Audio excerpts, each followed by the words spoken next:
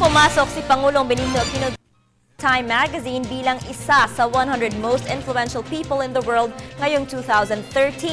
Pinuri ng sikat na magazine ang liderato ni Pangulong Aquino dahil sa pagiging matatag ng ekonomiya ng Pilipinas.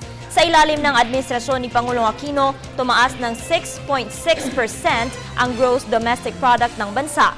Nahigitan pa ang tinatarget na 5.6%. Binigyang pansin din ng Time Magazine ang pag-akyat ng debt rating ng bansa patungong investment grade. Humanga din sila sa paninindigan ng Pangulo sa reproductive health na naging dahilan para maisabatas ang reproductive health law sa kabila ng mahigpit na pagtutol ng relihiyong Katolika at ilang moral groups sa bansa. Ayon pa sa Time Magazine, saludo rin sila sa ginagawa ng Pangulo na paninindigan ang tensyon sa pagitan ng China at mga karatig bansa hinggil sa agawan ng ilang teritoryo sa West Philippine Sea. Ang karangalang ito ay patunay na epektibo ang pamamalakad ng kasalukuyang administrasyon at hindi bigo ang ating mamumuno ng ating Pangulo.